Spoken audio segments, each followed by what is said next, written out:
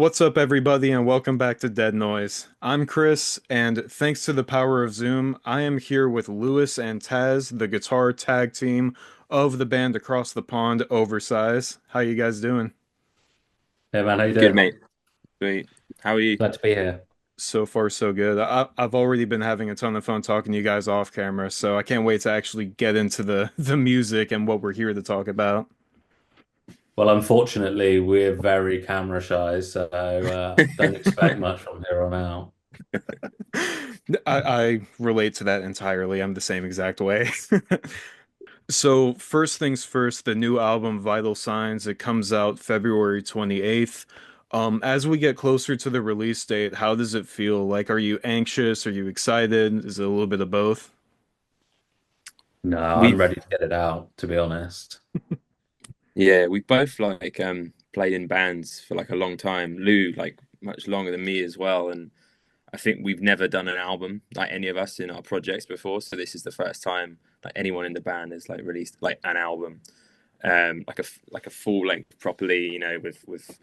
So it's weird, definitely like odd to kind of do it instead of like the EP kind of stuff or a single or whatever. So the processes are quite different, and you know, trying to get together and think differently about how you write that or approach that rather than an EP was like that was really cool, but you know, totally different like experience. I felt anyway. Yeah, and we've been sat on it for a while as well, so it's time. It's time for this to come out, and yeah, we'll start writing the next one. I was wondering how long these songs were kind of in the can, because if I remember correctly, I read that you already had enough material for an album when you guys kind of were working on the EPs. And so I was wondering like how long these songs on this album were already done and like if you guys are already sick of them by this point. Oh yeah, completely. Um, we recorded this album in summer of June? 23. So it's been a while. By the time it comes out, it will be like approaching 2 years since we recorded the tracks. So we had them written a little while before that, but yeah, generally we do write a lot of music. And yeah, like we'd written poor Taz. By the time Taz joined the band, and we had one song out. And then Taz like, oh great, I'm going to join the band. They've only got one song out. I can really make my stamp on this band. And we're like, psych, we've got two EPs already I recorded was in the I was bag, like ready mate. to go. I was like a really big fan of their. They released a song called Drive, and I'm probably laying claim to like I think I was the first proper oversized fan. I think I'm taking that status. So I was like shouting about it everywhere. I was like, this band is sick. This band are great. And then I think their guitarist ended up leaving, and I think Lou had probably seen me like shout about it enough where he asked if I was interested, and I was well up for it. So I was like, cool. Like maybe they've got another track or two. Like let's start writing. They were like, okay, so we finished this EP. I'm like, oh, cool, great. Like EP's done, and they're like, and we've just recorded the second EP. I'm like, fucking hell, right? So, like, I was like, and they were already like, they were kind of low key done with that sound as well. They were like, oh, we've done it, we've explored it already, and so, which was fine with me. The stuff that we've done for the album, I'm, still super super happy with. But genuinely was like a fan of that first EP that they did. So it was easy for me to kind of just hop in and hop on that train. But yeah, it took a so this album, even though I've been in the band since like 2021, like this album is the first stuff that's come out that I've like been a part of in that process. So it's even more exciting for me. I feel like finally being able to get this out and feels like you're finally a part of it, even though you've been here for so long. That makes a lot of sense. And to the point of the EPs, like you said, there has been a bit of a sonic evolution from the EPs to this album. I don't know if I would say that like it's not a more aggressive sound, but the guitar work especially is a little bit more punchy in my opinion in certain spots. So from your guys' perspective, what would you attribute that evolution to? Was it just getting Taz in the mix, or was it like a mixture of experience, or what would it be? You're definitely correct. I think mainly because the first two EPs were written in during the pandemic. Hmm. Yeah, they were written, and we couldn't play any shows, and we were like jamming in Logic sessions in a living room with an electric drum kit. And we'd actually only played technically two shows, but I'll only count one because one of them was really bad. Um, we'd only played two shows before like everything got switched off, right? So we didn't really get to find ourselves like live, who we were as a live band. Um, and so those songs were written and recorded. I think the second EP was recording during COVID. It was like one of those grey areas where businesses were still allowed to function and stuff. So we're like, well, a recording studio is a business, so I guess we're allowed to record a record. And then we started playing shows, and everything lifted and we started playing shows, and we just got that energy from our live sets, and we were playing a lot of mixed bill stuff. I used to play in a hardcore band, Tazz used to play in a hardcore band. um Various members of us, George still kind of does, but has another band which is like sort of like riffy metal stuff. So like we're definitely not from the school of like indie turn shoegaze. We're more of that, a bit of a cliched pipeline now of hardcore kid, or hardcore kid turns into shoegaze guy. But I think just that really influenced how we started writing songs. We wanted to write songs to have more impact live, and that we enjoyed playing more as a band in a room, but also two people. So I think that definitely was probably the biggest contribution to that shift sonically. I love that mention of like hardcore kid turns into this shoegaze guy because that's kind of like where my head was like when I was in college. Shoegaze was all the rage, but it was like more of the indie chill style of shoegaze, and it was not my vibe. So when I was hearing this and I saw the term shoegaze attached to you, I got curious, but then I was like, wait, this is really really good. And so it's kind of interesting, like the dichotomy of the genre. Oh, totally. Yeah. Some And I people at think, my old work, I used to work at like an indie label, just full of like, they're great people, but typical indie kids, like, love all that kind of indie guitar stuff. And then when someone would be like, oh, Taz plays in a shoegaze band, I'd kind of through gritted teeth be like, yeah, I'm not sure if it's that kind of shoegaze. Like, do you know what I mean? Not sure if they'll dig it too much. And then someone would be like, that's not shoegaze, is it? I'm like, I don't even know. I don't actually yeah, know what no this one is. knows. And like, okay, like, We were chatting about it earlier, and I think, to be honest, when you look back at like the 90s umbrella term of shoegaze, like there's such a varying sound. But I think more so than ever now, like it's really become a bit of a buzzword again, and kind of, which is fine, I get it. But I think just a lot of things with reverb get called shoegaze now, to be honest. Any guitar music that has a bit of distortion and a bit of reverb, everyone's like shoegaze, which is, it's we'll use it if it helps us, if people think they know what that means, and then they think we sound like that, and it kind of helps them sort of categorize us. Some people need that, that's fine, but we don't particularly classify ourselves as a shoegaze band. I love Justice Tripp from Angel Dust. He just does this whole like, we're Angel Dust, we play rock and roll music. I'm like, yeah, rock and roll music. If you got Yeah, guitars and riffs, rock and roll music, that's fine. That's a big guitar umbrella. music. Yeah, Yeah, yeah. Well, it's like Black Veil Brides when they were first coming out, everybody kind of classified them under the emo umbrella. But Andy was always like, "Look, I'm in a rock band. We play rock and roll music. That's what we do. I don't care about all the other subgenres. This is what we do." At the time of this recording, we're about a month out from the release of the album, so all that fans have heard to this point are the singles Fall Apart, the title track Vital Signs, and most recently Vacant. How has the reception been to those songs so far, and how much of an indicator do you think they are to the overall sound of the whole album?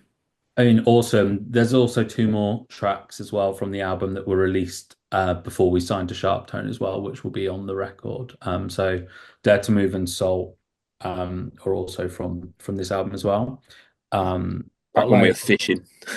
yeah, like because we recorded the album ourselves. We weren't signed, and we kind of just went in and did it ourselves. And yeah, we thought. these songs are good. Let's put them out. Let's put one out at least and test the waters. So yeah, but honestly, amazing. Like we've seen such a huge like spike in reaction from our EP tracks to even the first album track was like significantly different. We were like, okay.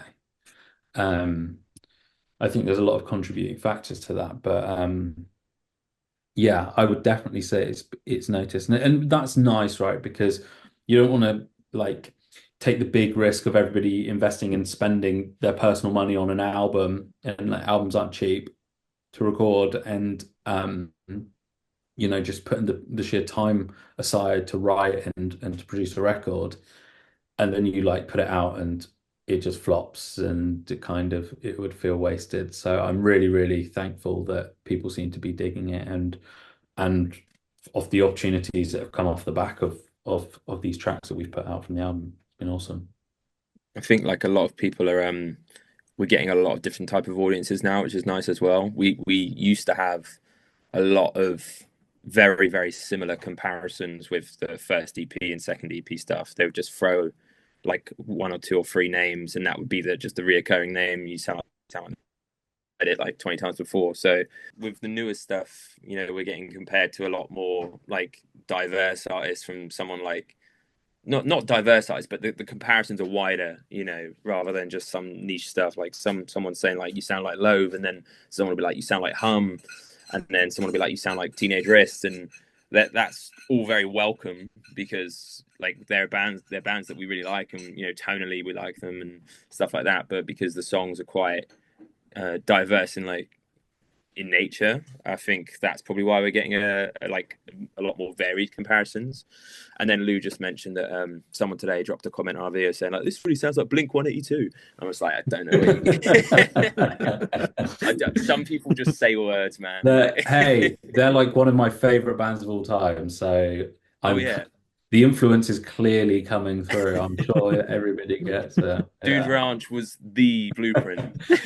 We joke, right? But whilst we record our album, multiple points during the process, what Blink-182 were referenced in It's terms of like production and the funny stuff, which consistency of does seem quite random, but in my head it makes sense, and I think it translated as well. So who cares? I mean, Blink 182 didn't come to my mind when I heard it, but if that What? resonated with somebody else, then that's perfect. Because that's a compliment either way. Yeah. yeah. Yeah, we love Blink. But like Lee was saying, like a serious part of like the album, I suppose, was finding records and referencing records that like Lou mentioned this, and we picked on two really, which is one of them was like Turnover's Peripheral Vision, and Blink 182's like self-titled or the untitled record, where they're so consistent in sound across the whole record, even though those songs are different. And we wanted to like take that approach with like the album. Um, Yeah, I That think it was like really important as well that we want the album to be a body of work as a whole, but I hate nothing more than when a band puts out an album and every song just sounds the same. It's like the worst thing ever. Um, so that like I've always been inspired by bands like Smashing Pumpkins, how they can have completely varied songs. Maybe to a fault with Smashing Pumpkins, you don't need to put 48 songs on an album, the fact that you can it's such a varied sonically, instrumentally, like compositionally, but yet it still sounds like them. I think that's always been really cool, and that was always at the sort of forefront of my mind when it comes to an album. It's like, how do we create a piece of work that feels really concise, but then when you dig into different songs, you can find different things that you like and different vibes, and yeah, and hopefully we've done that. Yeah, I think Smashing Pumpkins is a great example, especially with the way Billy Corgan kind of plays with guitar effects and tones from album to album. I could definitely hear that influence on your guys' work. Um, Another thing I love about this album, and this goes into the format of albums just being a collective body of work, each song flows seamlessly from one to the other. And I think you obviously get that sense from the very beginning with the transition from Stalling to Are You With Me, which are two of my favorites, not just for example. But like the way that the drums pick up at the end of Stalling to go right into Are You With Me, I thought was amazing. So how did that, how did the preparation process go with trying to figure out where, which songs to put where on the album?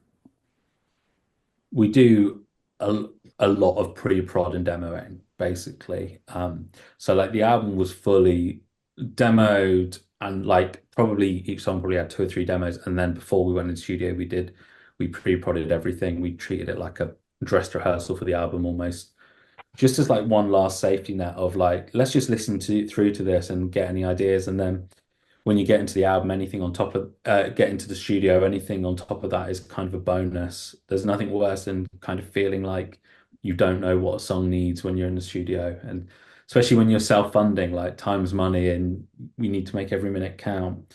But I think that's probably the biggest.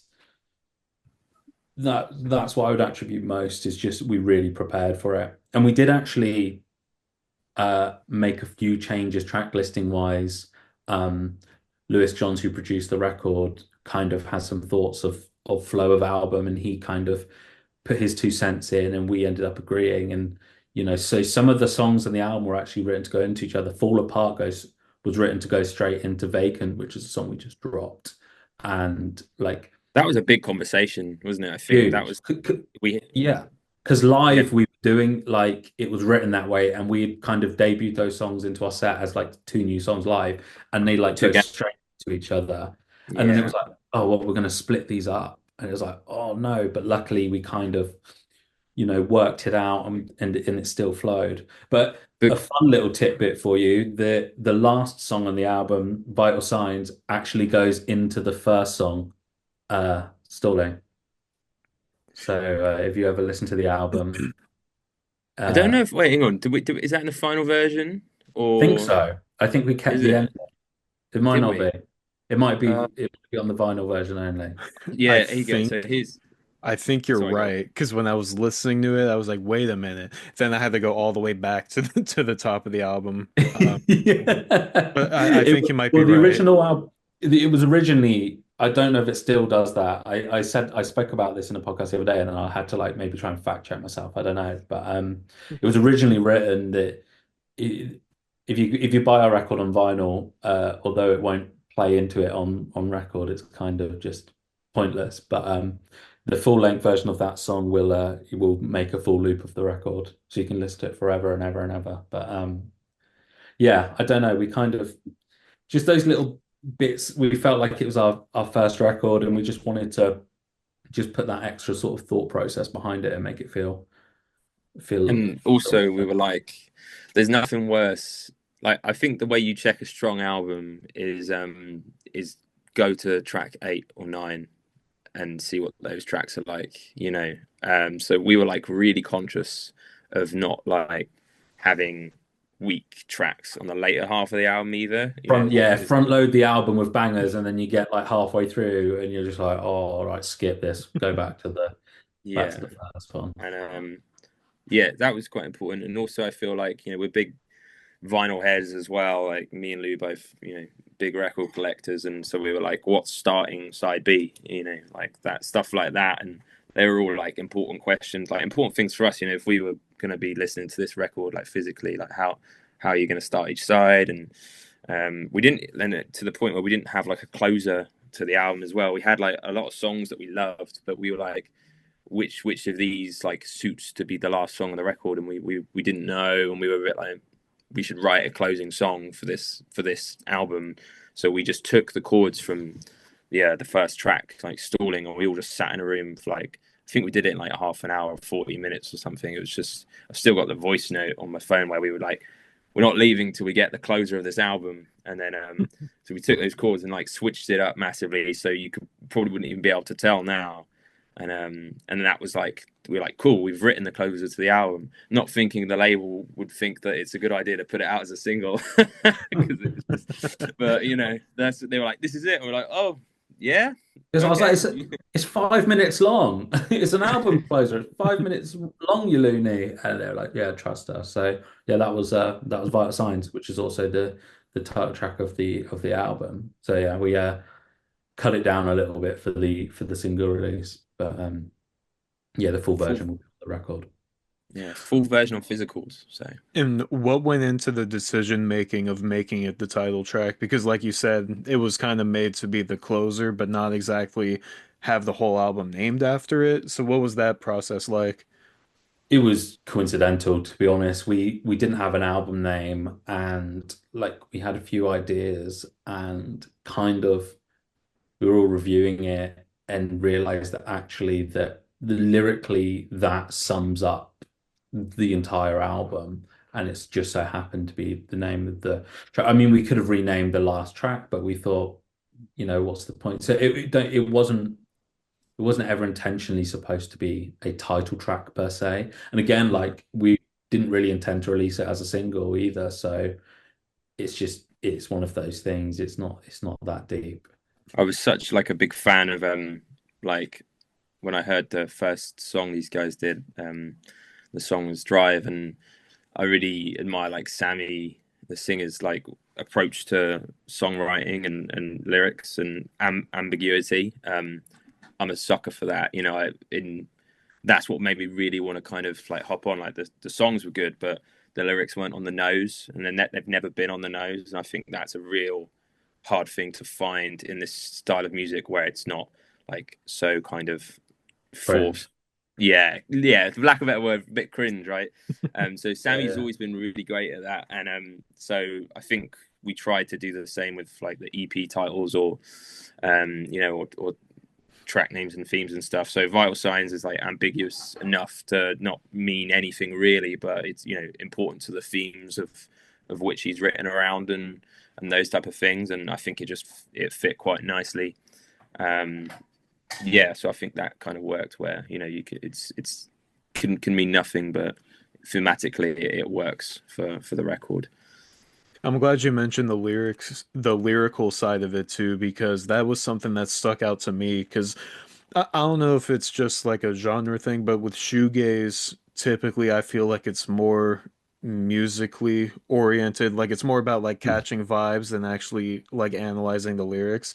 But when you look at the lyrics of this album, each song is kind of minimal lyrically as far as like the structure is, but they've got like such big meanings. And reading what the songs are about, I was so surprised. I had to go back and look back at the lyrics. I'm like, wait a minute.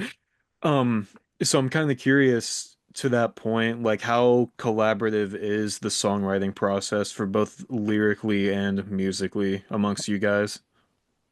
So we're a weird band. Well, from my experience, a weird band that we all write. We all write the music. So on this album, there's probably two songs or so that each person has written, and then Hmm.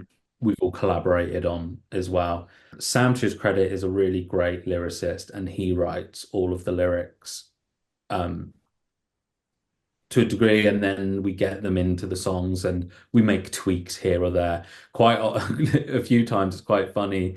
He sent me over some vocals as demo. I've kind of put them into the session and like sort of bounced out a demo, and I've misheard them. And then we've gone back to record, and what I've misheard sounds like, oh, I like that more. That sounds better, or that works better. So that's actually ended up making the final lyrics. And just, like tweaks when you're catching you're catching the vibe and stuff. But I like the fact that you mentioned that because we've never really thought of ourselves as a shoegaze band, right? Where the vocals are kind of another instrument as opposed to like vocals, traditionally anyway. And I think we've always been hugely inspired by bands like Jimmy Eat World and, bands that have really catchy choruses. Like we love a hook and, we like obsessing over songwriting as an art form and like creating catchy songs. So like we have all of these influences, but we also have this like approach. And I think that's maybe what's a little bit different about us is that vocally it's a little more present. Like it's not like we're Not not drowned out. Yeah, but we're not breaking any boundaries. We're not creating anything new, but it's kind of just our spin on this sort of this corner of alternative guitar music, I guess, that it can still feel like big and luscious, but then you also have a hook and you also have lyrics that you can attach yourselves to. I think that's really important. And I think Sam did a great job of the themes and the lyrics on the album for sure. Yeah, it's just what Lou was saying. It's I think what helped us stand out when we were talking with SharpTone and stuff. I was saying, there's a million shoegaze bands. The difference with us, and this is kind of what he was saying, is like you guys can like write songs, not just kind of create like sounds, if that makes sense. I think a lot A of like, vibe, yeah, like there's yeah, loads of bands with like amazing vibes out there Yeah. that like, and that's great. And don't get me wrong, we will always try and do that. But I think really at the core focus of our band is just writing good songs. And yeah, we're super fortunate that all of us write and all of us contribute. Sam, our drummer, I'll say, if you've got any ideas, and he's like, oh, I've got a couple. And then they ping me over like 8 fully recorded demos, and guitars, stalling bass, drums. the opener of the record was Sam's. I think I'm pretty sure. I I think we found it. like, I was searching through my hard drive for something else. I clicked, I was like, what's this? Because we always have stupid names for our songs, like really stupid. And I opened this project. I'm like, hmm. And I said, oh, Sam wrote that. And then I basically reworked it and sent it back to the guys. I was like, what do you guys think of this? As an opener, everyone's like, yeah, this is great. Where did this come from? I was like, I think Sam wrote this one like 2 years ago or something. And they had so many great songs in the bank when I joined, and I was like, this is killer. I was like, we should do something with this, and they were all like, nah. I'm like, you're in mental. it. But yeah, like that's a really like that also takes a little bit of pressure off everyone, that everyone writes. If I was to name like my top 5 songs on the album, it'd probably be like one from literally like each member of the band. Like because everyone's just pitched in, and it's super collaborative. Like I don't approach the songwriting the same way that Lou does, and vice versa. And I think that one of my favorite tracks on the record, like it's called "From the Hell," where Lou was kind of playing this little shoegazy lead line at the start of it, and he was just kind of playing that over and over again in practice. And then I think I just randomly one day came out with like the second half of the song, and it just in the practice space worked, and we're like, let's just do that, like, and it just went from shoegazy to kind of pixery weezery, and it was just I wouldn't have thought of the way that he would have started that song, and I think the way that I approached it, wouldn't have been done by them. So it's super helpful, and I don't think I'd ever want to be in a band that isn't like collaborative. I couldn't imagine being the sole guitarist slash songwriter in a band. It wouldn't be fun, and you'd just be like stuck in your way, I guess. So I think that's what keeps it exciting for me, compared to like other bands I've been in where everyone's like super precious about who's doing what and who's allowed to write and who's not allowed to comment. I think everyone's like pretty open and vocal about how they feel about stuff here, and everyone gets to pitch in. So it makes it like such a more like rewarding experience. It Well, also like made it when everybody writes and you can write these huge catalogs of tracks and just have loads of tracks.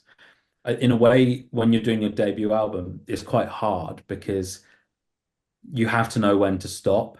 And I think we got to a pretty good point where we're like, this is enough. Like we have enough songs for an album, enough songs for an album.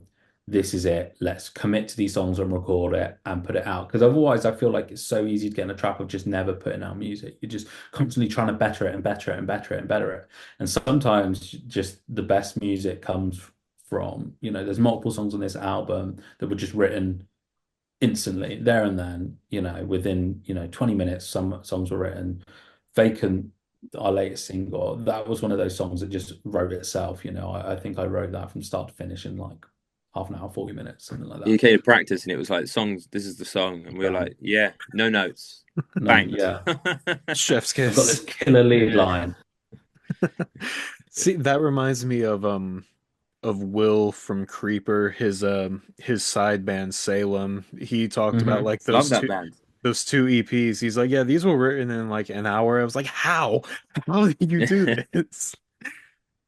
It's always interesting when I hear artists talk about how fast they're able to write something because I always think it takes like forever because I remember watching like Rush documentaries and Geddy Lee would be talking about like how long he would spend in the studio like perfecting everything.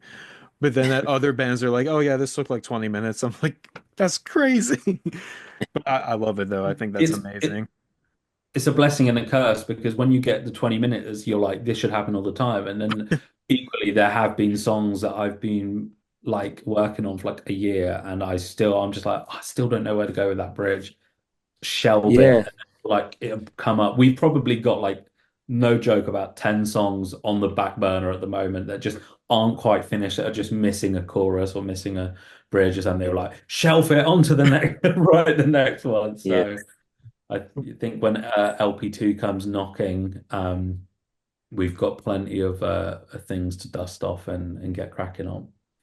I think a lot of it was partly down to like we kind of like, well, they were priding themselves at the time about like, having stuff banked when they release stuff, which makes sense. All the other bands I've been in, we've never done it, and usually that was always the stressful point where I was like, oh, when's the next? When are we doing the next release, and what have we I've got got to coming write out? a song. We need to put a single out. Better go write a song. Yeah. Yeah, so that was like such a smart approach off the bat.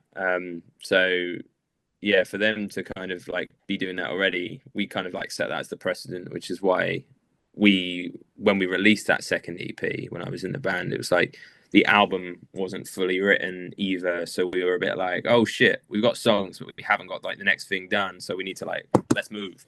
Um, so luckily we got it done quite quickly, really. And just kind of finished it up. And then again, like Lou's saying, on to the next stuff now, just in writing mode constantly. Now, this is probably a very basic pick for me, but if I had to pick a favorite song, it would probably be Fall Apart, just because that's what I've had the most time with, and that's what hooked me with you guys, that song. I love again, the guitar work, I love how catchy it is, then the meaning of the song in itself really resonated with me. So for that song, and if I had to pick a non-single track, I'd probably say "Are You With Me" at the moment might be my favorite from a musical standpoint anyway.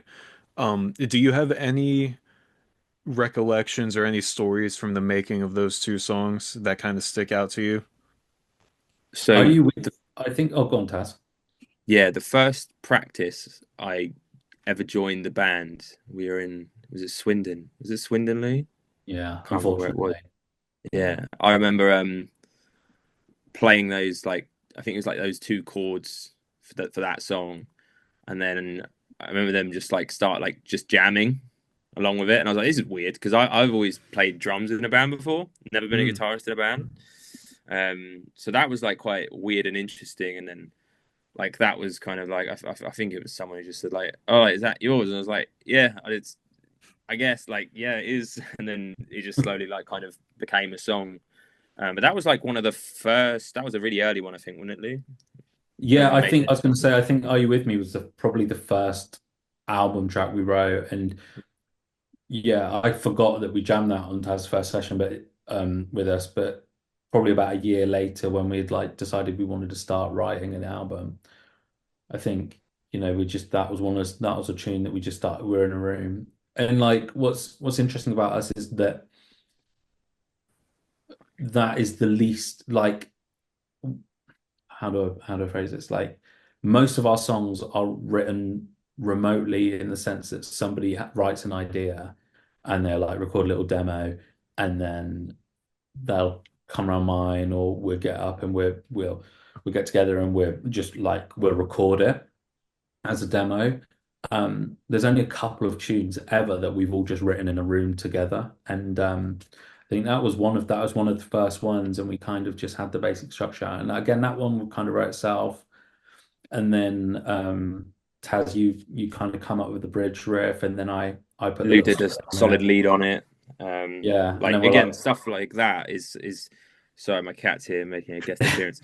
Um, yeah, like Lou's lead lines and stuff. I never played with like a trem bar or anything like that, but Lou does, and so I would have never have taken that approach to that song. with like those kind of like soaring lead lines that you hear in like the first kind of like when it starts. And yeah, that wouldn't have been something I would have done or contributed to the song. Which is why I think, you can't be too precious about like, it's my song, no one touch it. Like, it's just, open it up, and because you never really know what's going to come out of it. Chucked a hum bridge in there, didn't we? And Yeah. that was that. And then Fall Apart, actually, George, our bassist, wrote that song. And actually, like the effect at the beginning of that song, George had actually done in the demo. And we spent ages that he couldn't remember how he did it. It's like Oh, that thing. How did you do that? And he's like, I don't know. And we're like, we want to keep it. And we just had like the shitty clip from SoundCloud that he had, and I was just like, I'll just rip it and put it on there. And then luckily when we went into the studio, George was like speaking to Lewis about, I think it's that. And Lewis like, hang on, and just went into Logic and was like, put something on it, and it just did You it. just We're got like, it. oh, You yeah, just there got we it go. straight away. There we go. That's it. So yeah, but again, that song, George had like the main riff, and then we needed bridge for it, and I wrote the bridge for it with the sort of wet shoegazy, like stab chords, and then bringing it in, and they're really the main two components of that song. But we wanted something that's like where like Fall Apart is the bridge is quite stark compared to the main riff and to the verse, and it sort of flows, but it feels like two halves of a song, and then loops back around. It feels like they're two It's different moments. in and it's out as well. I think that was what was quite important for us. Like, that was the first single we did with SharpTone, and we were like, short song. Well, not like super short, but doesn't outstay its welcome. It's just like a bit of a puncher. Um, Yeah. and I think it's like track 3 on the record, which was nice to kind of pick it up because, like you were saying, like "Are You With Me" is like quite a chill one, and then picking it straight back up with "Fall Apart." So like decisions like that were like quite important to, again, like track listing and things like that.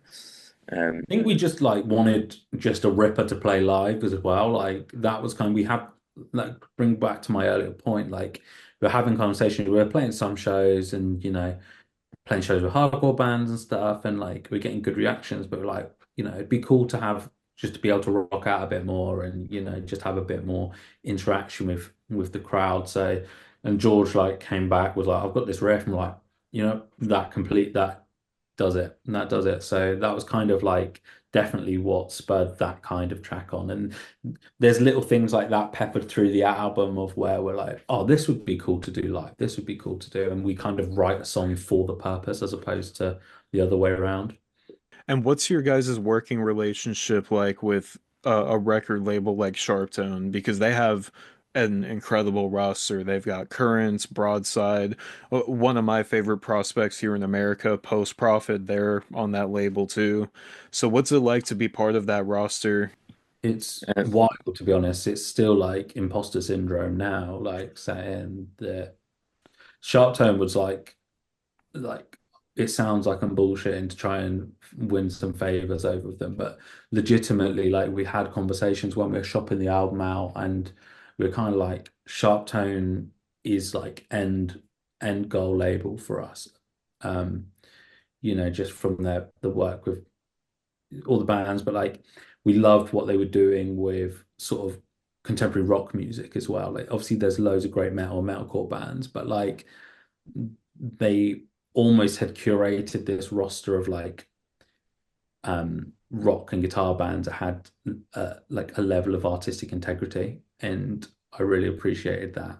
And we toured with Boston Manor before signing, and those guys are great. And like Tazz said earlier, like Loathe and a bunch of other guys, and Holden Absence, and all they of have those. such a diverse roster from like US bands to UK bands. I think Yeah. they set themselves apart for me, where they've got bands like Boston Manor, Holding Absence, Loathe, and Don Broco, which are like big UK bands, and then they've got the stuff like Foreign Hands as well.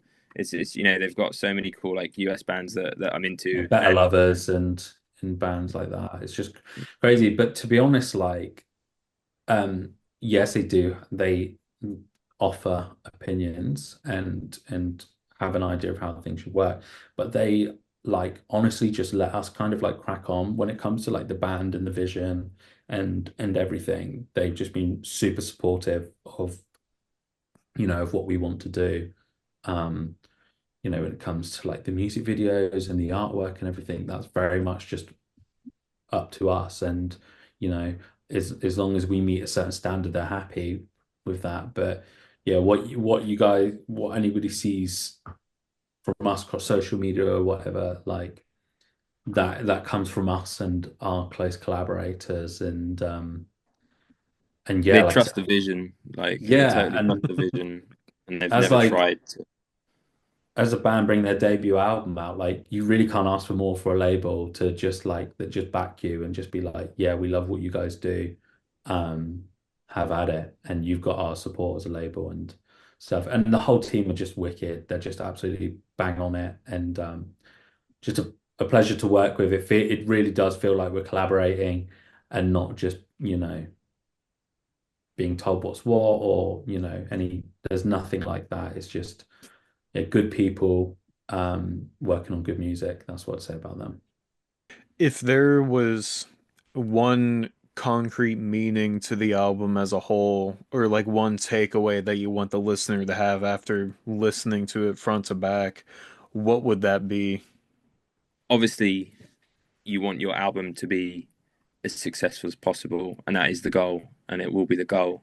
But there's something to be said for bands like Amusement Parks on Fire or My Vitriol or bands like that, who released albums 20 years ago, 20 plus years ago, and they're like such hidden gems that that are so like respected in that small community of people invested in that style of music, and they're like like creme de la creme of like those kind of like alternative rock albums, and it's kind of it almost you almost feel a bit like blessed to be one of the few people who like listen to this and be like, this is so good, and it's insane how this never became like a massive thing. And I love discovering those bands. I'm 27 and these records came out when I was like 2 or 3, and if all else fails, like that's what I want the takeaway to be from this record. Is like, if we never get big or whatever, I want to be that for someone where 20 years from now there's a kid who's discovering rock music or like kind of alternative shoegaze music, and they come across this band on Spotify that's got like 1,000 monthly listeners, and they're like, how has nobody heard this? That's kind of what I'd love to happen, as a worst case scenario, really. Yeah, that and actually that is kind of like the other side of the point I was thinking of. I was just thinking of like longevity, and I think that kind of speaks to Taz's point, but not so much that I don't want people to listen to this record because I do, obviously, and I'd like them to listen to it this year and not in 20 years' time. But I would like for people to still listen to it in 10, 20 years time and still feel it holds up. And again, like have new people find it. Um, a lot of my favorite records when I was a kid, I still listen to frequently. There's a lot that I hate, don't get me wrong, but like there are a few records where like I just go, I love this just as much as I did when I was 14, 15. Like I think nostalgia plays a part in that, but generally I think it's the records that are just great records. And yeah, like as great as it is for a great as an avenue that it is for like alternative bands to like get big on TikTok and you know get money, sick, like 100% stoked if you write guitar music or alternative music and you find yourself organically trending on TikTok and you're the next big thing, like go get that money. That's like best case scenario. But if it was between like having a flash in the pan song and then in a month nobody caring who you are or even knowing what your band name is, they just know like the chorus of the song, or like a slow burn effect and then but people that do like it love it and it resonates with them and they keep going back to it. I take the latter every time. Yeah, I'd rather like, us kind of just keep doing this for like 10 years rather than we release, an album that gets absolutely massive and then everyone just constantly being like, oh, they fell off, like, oh, like, oh, they're not as big anymore, or you're still trying to kind of climb back up to that like caliber. I feel bad for bands like Block Party, where I love their discog, I love it all, but their fans are quite, they seem to be quite like opinionated on, oh, they really silent alarm, and then everything after was shit. Like, paraphrasing, but a lot of people's consensus of that band is that, and like that must frustrate you a lot because the work they're doing is still great, but because that album became so big, with like just normie people, you kind of sets you up for a weird sense of failure of like, okay, because you're chart topping and stuff like that. Like if you don't write hits, you're not gonna retain that success, and everyone kind of like drags you a little bit. And I think I'd struggle with that quite a lot. So yeah, the slow burn. I wouldn't care if our debut album was as big as Silent Alarm. But I'll put that on record. Great. If those numbers Yeah, started yeah. coming in and the bank started going, I'd be like, you know what? I can live with this. Oh, you financially give me the silent alarm money. Like, Yeah, actually, I I'll do change my it. mind. Fuck it. Yeah, I'll yeah. take that Silent Alarm. It's funny you mentioned that, Taz, because that's exactly how I feel about one of my favorite bands, AFI. Like, Yeah, and as someone who loves all eras of their career, it's kind of hard to like read so much of it. I have to like log off after a while. But totally, man. that's a really good point, though. Do Yeah, they all just like hate Miss Murder? Is that what's the consensus of Miss Murder in the AFI forums? Are they it's Oh, the same as Jimmy Eat World with is it like Green Day's American Idiot? They're just like, oh, actually, it's a great song, great album. So it's the way I see it. I think people love the song. They appreciate it because for a lot of fans, myself included, that was their introduction to the band. However, they could go without hearing it live for the millionth time if it means we get to hear deep cuts or just something sure. else in place of it that they don't get to hear very often. I did exactly the same with you, like with a lot of those, but like Jimmy, like instead of playing, I can't remember what the name of the hit is. What The is the The big middle? Jimmy middle. hit? And yeah, like it doesn't even feel like a Jimmy Eat World song. Do you know what I mean? Because No. it's just like such a hit, and it's like I'd rather get anything else. That whole You know, album is hits in all it fairness. it At That's is, least but true. American is all hits. even non-singles are just like they got Yeah, tracks. no skips on that album. It's No. insane.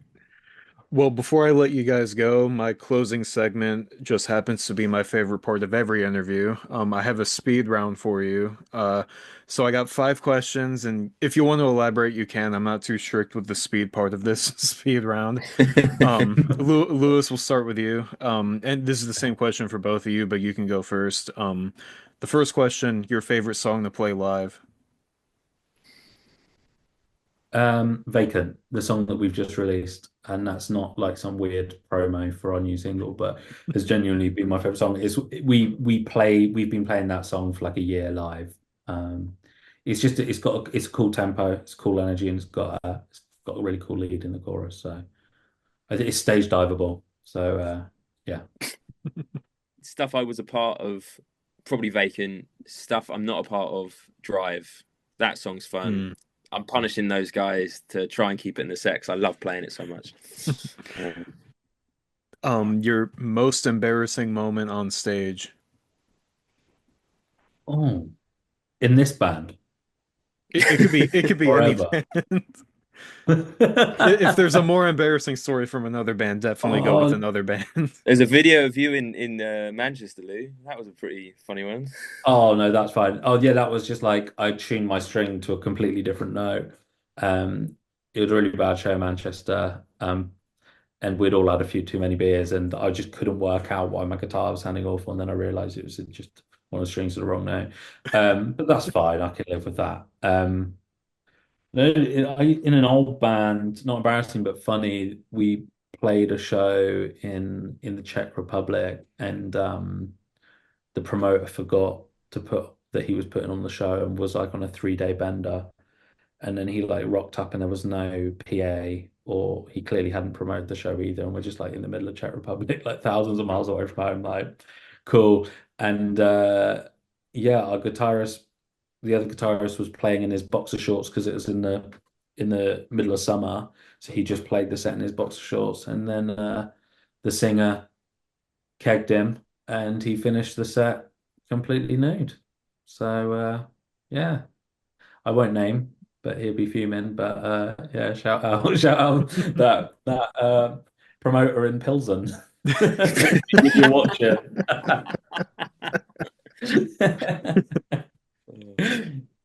Um, I'll double bubble it. It wasn't really for me. Like, this kind of counts. We were playing a show in Bristol once. And it wasn't embarrassing so much as stressful, but then it got embarrassing for the vocalist, I think. So my my power on my board just went, which meant I had no pedals. So that was really fucking stressful. And this was like 5 minutes before we were on. So I was stressing out and like not embarrassed as such, but I had to play with like limited pedals, and then I was pranging out a bit. And then, but embarrassing for the vocalist, that same show, he starts the set by introducing us as his old band name, and I just fucking creased. I was like, it made me feel so much better. And I was like, what the fuck did he just say? And so yeah, immediately, like, I was feeling horrible, and I was like, this is gonna suck, and I just laughed, and I was like, oh, that's fine. He was just like, what did I just do? It was kind of awkward, but yeah, I was like, I didn't even hear it. No, I was just like, I was not the what was that? Oh my yeah, from his gosh. old band. Yeah, there we go. Your dream tour lineup. It's a fun one. How many bands? Let's do four. Cool. Including us. Yes. I don't want to just say the bands that we've been saying this whole interview, but like in reality, for me, it would have to be like Smashing Pumpkins and Jimmy Eat World would have to be on there, because just like getting to see those two bands play every night would just be incredible. And then I would chuck like Hum in there. I don't think they'll ever play a show again, but like that would just be wild. I'm sure there'd be beef between Billy Corgan and Hum, but it'd be pretty fun. Yeah, right now, right this second, that's my dream tour So lineup. who you got? You got Oversize, Jimmy Eat World, We're Hum, and who? headlining. Yeah, yeah, Oh, yeah. we're head. Hum are opening. Jimmy Eat World, second. Smashing Pumpkins on main support, and then we're headlining, and we're opening our set with our Smashing Pumpkins cover Nice.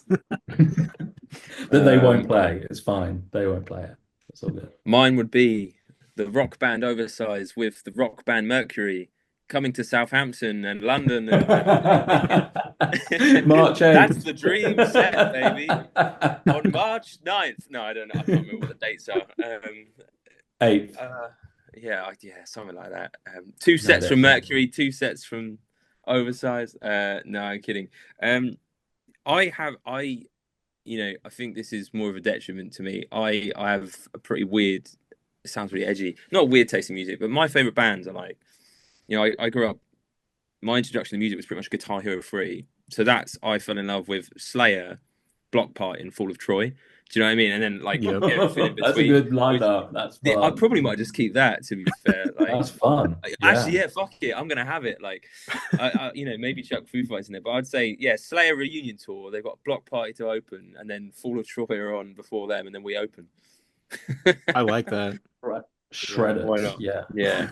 That would summarize. Shredders. Yeah, exactly. But yeah, I can't. How about you? What would be your dream? I don't know if you're in a band, Chris. Sorry. Oversize have to open. Right. What's your dream tour? Three bands. There you go. 3 bands. And it opens with you doing the interviews. Yeah. You MC. You have to introduce the band. Oh, dude. That'd be crazy, because I could easily go so many different routes, because like, yeah. Also, no shame. Like, if you like, here you go. Like, and Lou's gonna hate me for this. I don't care. I fucking love like Avenged Sevenfold, and I got no shame about it. Do you know what I mean? So, I play in like an alt rock band, and a lot of people think they're corny. So, all on the table. You can pick who you like. No shame involved. Yeah, well, I don't believe in guilty pleasures anyway. I think you like what you like. 100%. So I would probably go with Alice Cooper. He's the GOAT in my opinion. Just as a performer, his songwriting is very underrated, especially his ballads.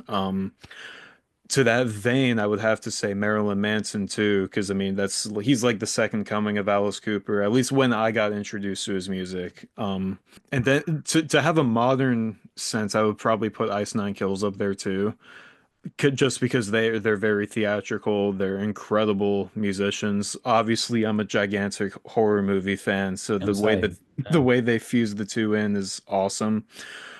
I was thinking about it earlier, like if because Rob Zombie, Alice Cooper, and Marilyn Manson, they've all toured together at different times. But if you could get It's like like the a theatrics proper, tour. if you could get like a proper triple headliner from all three of them at the same time, that would be insane. And then like Um, Creeper opening just for the bit. You know what I mean? Just the kind oh, of yes. the warm up theater. Creeper's on the bucket list. I have yet to the see them matinee. live. But I love Creeper. Speaking of, was it what I asked you earlier about like local kind of things? I live in a really small village in Southampton. Well, I used to. I grew up in a really small village in Southampton called Hounsdown, and I'm pretty sure like the guys in Bury Tomorrow live there, and some of the guys in Creeper grew up there as well. Like all in this like street, basically, Wow. like in a small little area, and also Dan Fisher, who plays in the hit rock band Guillotine. Um, RIP. Dude, yeah, Poor that's man. really cool.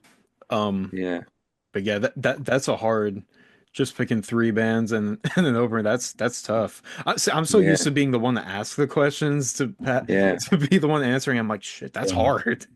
Uno yeah. reverse tune. Yeah, that's the thing. It could be totally different. If I was tailoring it more towards like oversized stuff, like I Mm. have to go like Jimmy Eat World and like Sunny Day. Like touring with any of those bands would be sick. But yeah, I think just picking for the bit. Yeah, I don't know. It's hard. It's a tough question. Yeah, I mean, for the bit, I would definitely chuck like Blink-182 in there. Oh yeah, totally. 100%. I think Yeah. for your guys' stuff, so yeah, that is. I would probably put. I don't know if I would put Alkaline Trio in there, but I would probably put like his solo band on that package Okay. with you guys. So you guys, Dan Andriano in the emergency room, Mirror Cell, and probably Smashing Pumpkins. That's a Oh no-brainer. yeah. I love Smashing Pumpkins too. So We'll just just to send get this you bit guys to with our them, US agent and be like, get it together. This is the tour we Yeah, want. make it happen. let's do it. Your favorite thing to do outside of music? Oh, music's my entire personality. I don't know who I am without it. No, I'm joking. Just like hanging out, going on a nice dog walk, a nice You love pub a lunch. walk, mate. You love a dog walk. Taz is like a child and doesn't like walking. I, And you know, I just have to say, grow up, mate. Grow up. You can't just sit in your pants and play PlayStation all day. Like I you don't do that, can, mate. but I just sit go down out for and a play walk Xbox all every day. now and then. Go out for a walk. Getting Um, really still yeah, I chat. mean, We're cutting this part, right? This part is cut from the interview. honest, no, no, leave this part. Leave this part. I'm joking. Yeah, honestly, just spending time with friends and family and just like relaxing, getting some downtime. I don't play many video games. I'm really bad at them, but if I do, I like to play like I've just been playing Fallout 4 and then played Skyrim pretty much exclusively and then Red Dead 2 before that. Like years and years after they come out, I'm just like just trudging through. But yeah, I mean just like jamming out, writing music with friends, and yeah, that's pretty much it. That's almost my entire personality, I would say. Do you know what's difficult actually? Just going off of that, if you're like big and famous, you can afford to have a personality outside of it because you have the time. Mm. Whereas like if you have to have a job and do band, it's like all you Honestly, do is band. like yeah, like we're kind of at a point now with this album coming out and this cycle where it's just like work and band is work Mm. and it's been like that for a little while, which is great. Don't get me wrong, like we're so grateful and that we have the opportunity to be doing, stuff like this and having these chats with people like yourselves and it's super cool, but it's kind of like trying to remember what you did for band. I think if I wasn't in a band, I just would not know what to do with myself. My girlfriend would definitely hate me, that's for sure. Like I would just be You'd have more sitting time. around winding her up all the time is what I'd be doing. Yeah. I'd say like no, it's music adjacent, so it doesn't really count. Hmm. But it would apply to Luke as well. Like I love records and collecting vinyl records. That's probably my shamefully just my personality really. Like worked in a pressing plant. I think I moved here where I live now to You work did. at a Why are pressing you plant. saying you think? I don't know. Taz Yeah, did. I'm Taz trying to no, I'm just like I 100% did. would Yeah, not. Oh, I love High Wycombe. yeah. Like, I've always wanted to live in High Wycombe. Oh, You Lord. mentalist. I Yeah, think no, I yeah, moved here for yeah, the plant. yeah. There's no fault about it. I moved it. I just haven't moved away since. So yeah, worked in like a pressing plant. Made it my job and personality because I'm a loser. Yeah, but that's something that I think we're both super passionate about, which is nice. I And it's love watching nice. TV. It feels like such a slobby thing. Not shit TV. I just love watching great and artful television and just really All you appreciate. watch is I think you should leave. Yeah. There's what just Jim I Robinson mean, and Curb Your Enthusiasm is all I watch. No, I am watching a lot of Curb at the moment, but yeah, I get a lot of satisfaction out of watching really great television series and movies, and not a specific genre either. I absolutely love comedy, and especially British comedy series are goated. I don't care what anyone says. Like I also love American comedy and watch a lot of it as well. But um, there's something so charming about a a a 2 season series with 6 episodes apiece or whatever, and it's just like, yes, just awesome. But yeah, just great television. I'm stoked. Severance season two's just started. I've watched the first episode out last week, and it looks beautiful. It's great. And if you've got a good soundtrack as well, I'm sold. Shout out the bear. this is always my favorite one. The song you wrote that means the most to you. Hmm. Seems like a more obvious question, but I haven't actually thought about it in a weird way. That means the most to me. Probably just because it's quite, I guess, poignant of joining the band and like the first thing that we kind of jammed was "Are You With Me" from the record, and I don't really know what the discussion was of why it was like basically so early in the LP either. But it's quite nice when yeah your songs like at this near the start. I get the second track, and it's like that's quite cool. Like I was messing around with those chords for years as well, just like kind of just those like weird pretty chords, and it was nice that that finally became a thing. And again, going back to like how nice it is to collaborate with the guys, like the fact that became a song because of getting in that room with them, and it like coming out of it. I also had like a bastard of a time tracking it at the studio, and I just couldn't get it, so it took me fucking ages. So that was quite nice when it managed to just get it all down and then hear the finished result. And yeah, loved what Sam put on it as well, his vocals, and so yeah, it was quite nice. Like it started in the first day when I joined the band, and when the album is going to come out on Feb 28th, it's like that's the second track you hear after like basically the intro of the album. So it's quite important, like personally for me to have that. I think that's like super like fulfilling, if that makes sense. So I go on, think it's Luke. a I think it's a really good song generally because the reason we put it up front is because it kind of encompasses the rest of an album. Like from start to finish, it kind of has little vibes of stuff that you're going to get through the rest of the album, kind of in one track. So I think it's like I feel, even though it's not the intro, I think it is a nice introduction to the album for sure. Yeah, I think it I makes think a that's lot of it. Yeah. sense as it's not track one, but it's like the first full length track, it's first proper track. So no, for sure, I get that. Do you want a song off of this album or a song that Oversize have written? Any song. I think for The me, Sweater song by Weezer, I wrote it. yeah. Pork and beans. Um, the track Dissolve, and it's probably coming out of our set because we've played it since we've written, and it's we need to drop tracks for album tracks. But I think that was like the first time that we'd like written a track and like it clicked. Something clicked. I thought this is the song that how I imagined Oversize as a band when I started Oversize. This is how I imagined us sounding, and these are the sort of songs I imagined us writing. And it kind of hit that sweet spot between Sunny Day Real Estate and Smashing Pumpkins. Not that it's as good as any song that either of the bands have ever written, but for Very me, hummy. it was like that intersection between those two bands, which was kind of like the original concept of Oversize. And I kind of felt that's the like one of the first times, maybe like ever, that I really felt like we nailed the brief on this one. And but also it wasn't like we went out of our way to like rip off either one of those bands. It was just song we wrote together and come together. And I remember listening back to it and thinking, this sounds like Sunny Day Real Estate meets Smashing Pumpkins. That's what we wanted to do. So I would say that.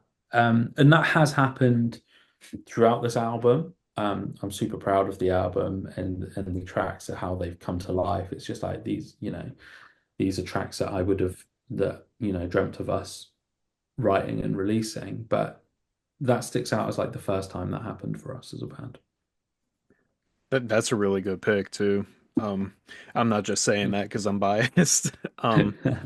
But yeah, that was everything I had for you guys this go around. I hope we get to talk again in the future. But until then, was there any closing message for any oversized fans watching? Um, if anyone comes to any of the UK shows and references this part right now, I'll buy you a pint. Come to a show. If you're like, hey, I was listening to that podcast with Chris, get me a pint, I'll buy you a pint, promise. Um, No, super happy to finally get the record out. We've been sat on it for a long time. So it still doesn't really feel like it's happening, if that makes sense, because it's like finally getting it there, and it's just you've sat on it for so long. Super happy with it. So, you know, yeah, check it out on February 28th if you're a fan of rock music. you like um, guitars. If you think guitars are cool, then you might like us. Um, no, just that, if you're checking, if you listen to this and you check it out, we hope you resonate with it and that you can enjoy it for what it is. And we hope you can come and see us live and we can meet you. I think it's making connections through music is so important. And it's one of my favorite parts of playing music is meeting new people and making those connections. So yeah, if you're watching this, listening to this, and check the record out and come see us live, come say hello. yeah, we've made so many friends like through this band that like from coming to see us and then chatting afterwards who like we just hang out with like outside of band now, and that's like the best part. So, and that's like never gonna not be a thing. So if you fuck with us and you like the record, you like the music, and you want to come to a show and hang, then come hang. Like I think that's kind of what I'm excited for, just meeting new people and seeing new faces and stuff. That's the fun part for me. So I like the way you put that. As someone who also fucks with the vision, I think it's really interesting what you guys are doing. And to everyone who watched this, thank you for watching. Oversized debut full-length album, Vital Signs, comes out this Friday, February 28th. Check it out as soon as possible because it's amazing. But until the next interview, stay tuned, stay scared, and I'll catch you later.